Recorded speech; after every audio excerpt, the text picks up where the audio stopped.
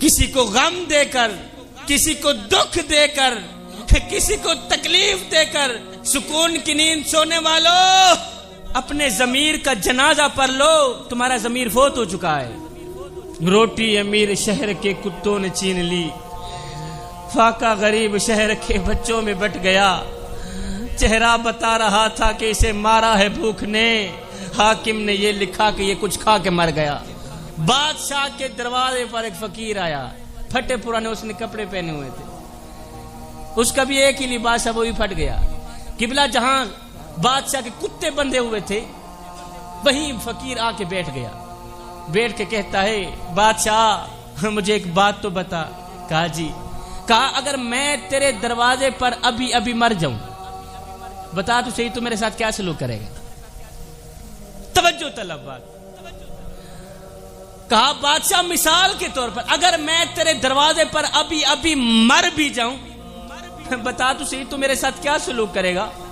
بادشاہ نے کہا تجھے کفن دے کر دفن کر دوں گا، تجھے کفن دے کر دفن کر دوں گا، تجھے کفن دے کر دفن کر دوں گا۔ فقیر کی چیخ نکل گئی، فقیر رو کر کہنے لگا بادشاہ میرے مرنے کے بعد جو میری مردہ لاش ڈھانپنے کے لیے مجھے کفن دو گے نا، وہ آج ہی دے دو تاکہ میں اپنی زندہ لاش تو ڈھانپ سکوں۔ بادشاہ میرے مرنے کے بعد تمہارا دیے کفن کس کام کا؟ دینا ہے تو مجھے آج دو، آج مجھے کپڑوں کی اشد ضرورت ہے۔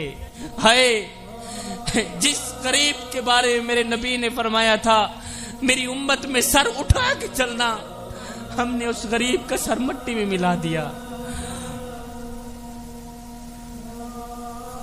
ہم نے اس غریب کو اتنا رسوا کیا، اتنا ذلیل کیا، ہم نے اس کا جینا حرام کر دیا۔ شادی کے موقع پر ہم نے جہیز اپنی بیٹی کو دینا ہوتا ہے، لیکن ہم کیا کرتے ہیں، ہم جہیز کو چارپائی پہ بچھا دیتے ہیں، محلے میں آواز دیتے ہیں او جی ہماری بچی کا جہیز دیکھ لو۔ اور نادان تو نے جہیز دیا تو اپنی بیٹی کو، لیکن یہ کسی کو بھی خیال نہ آیا کہ جو بچیاں جہیز دیکھنی آئی ہیں ان بچیوں میں سے لاوارث بچیاں بھی موجود ہیں۔ یہ کسی کو بھی خیال نہ آیا یہ جو بچیاں جہیز دیکھنے آئی ہیں ان بچیوں میں سے اس غریب باپ کی بیٹی بھی موجود ہے، جو غریب باپ بڑی کمر پہ بوریاں لاد لاد کے صبح شام مزدوری کر رہا ہے۔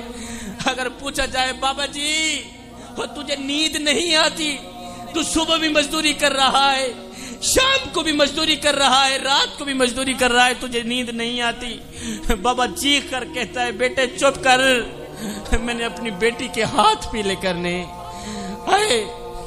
لیکن وہ بدبخت باپ کیا کرے، اس کی بیٹی کو کوئی قبول کرنے کے لیے تیار نہیں، اس لیے کہ اس کے پاس تو جہیز ہی نہیں۔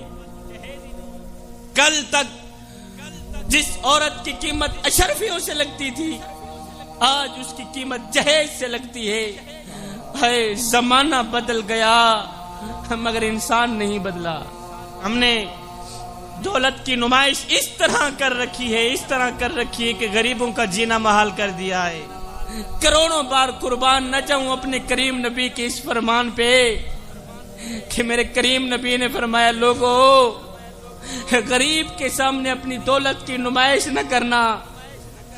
میرے نبی نے فرمایا بھائیو صحابہ یتیم بچے کے سامنے اپنے بچے سے پیار نہ کرنا، اس سے یتیم بچے کا دل دکھے گا، اس کو مرا ہوا باپ یاد آئے گا۔ یہودی ایمان لے آیا، کسی نے پوچھا کون سی ایسی بات تجھے پسند آئی تو ایمان لے آیا ہے؟ تو اس یہودی نے کہا میاں ایک ہی جملہ کہا تھا میرے نبی نے جس جملے نے میرے دل کی دنیا بدل دی۔ وہ جملہ کون سا تھا؟ کہتا ہے میرا ایک بچہ تھا، میں اس سے بڑی محبت کیا کرتا تھا، بڑا پیار کیا کرتا تھا، ایک ہی بیٹا تھا، بچہ تھا، بڑی محبت پیار کیا کرتا تھا، صبح شام اسی کے ساتھ ہی میں رہتا، چین تھا، سکون تھا، سب کچھ تھا۔ ایک دن میں سویا ہوا تھا، بچہ گھر سے نکلا، دور کہیں میدان میں بچوں کے ساتھ کھیلنے چلا گیا، دور بچوں کے ساتھ کھیلنے چلا گیا۔ کہتا ہے میں گھر سے نکلا ہوں، بھئی میرا سکون کہاں گیا، بچہ کہاں گیا؟ میں بھاگتا رہا، دوڑتا رہا، بچے کو تلاش کرتا رہا، مجھے بچہ نہ ملا، میرا بیٹا مجھے نہ ملا۔ آخر کار جب میں تھکا تو بیٹھ کے موت مانگنے لگا، یا اللہ اب مجھے موت ہی دے دے، جو میرا سکون تھا وہ تو نے چھین لیا ہے، جو میرا قرار تھا وہ تو نے چھین لیا ہے، اب مجھے موت ہی دے دے تو بہتر ہے۔ پھر ایک دم سوچے یار اٹھ، کوشش تو کر، ہو سکتا ہے بیٹا مل جائے تجھے۔ کہتا ہے میں بھاگتا دوڑتا چلا جا رہا تھا، میرا گزر مدینے کی گلی سے ہوا، میں نے دیکھا مسلمانوں کے نبی بیٹھے ہیں، ساتھ میں صحابہ بھی بیٹھے ہیں۔ میں دوڑ کر گیا نبی کے پاس، میں نے کہا حضرت میرا بچہ گم ہو گیا ہے، میرا ننھا بیٹا گم ہو گیا ہے، آپ دعا کریں اللہ تعالیٰ میرا بچہ مجھے واپس کر دے۔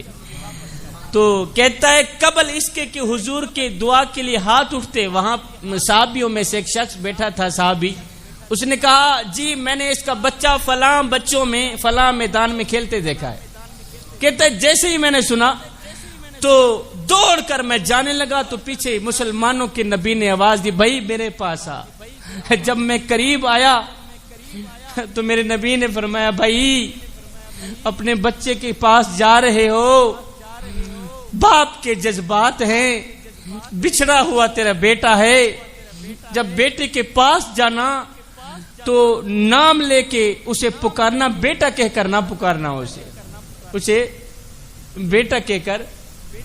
اس نے کہا حضرت میرا بیٹا ہے، اگر میں بیٹے کو بیٹا کہہ کر نہیں پکاروں گا تو اور کس کو پکاروں گا؟ میرے نبی نے فرمایا بھائی ساری زندگی بیٹے کو بیٹا کہہ کر پکارتے رہنا، ساری زندگی بیٹا کہہ کر پکارتے رہنا، مگر آج بیٹا نہ کہہ کر پکارنا۔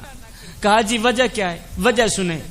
میرے نبی نے فرمایا میاں ہو سکتا ہے جب تو یہاں سے جائے گا بچے کو دیکھے گا، بچہ دوڑ کر تیرے پاس آئے گا، تو اسے اپنی چھاتی سے لگائے گا، سینے سے لگائے گا، ہو سکتا ہے ان بچوں میں سے کوئی یتیم بچہ کھیل رہا ہو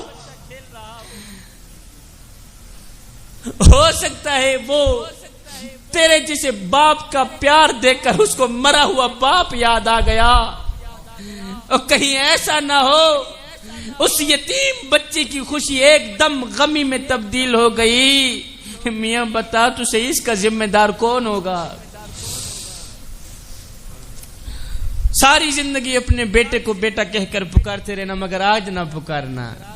کہتا بس یہی جملہ تھا، اس نے میری دل کی دنیا بدل ڈالی۔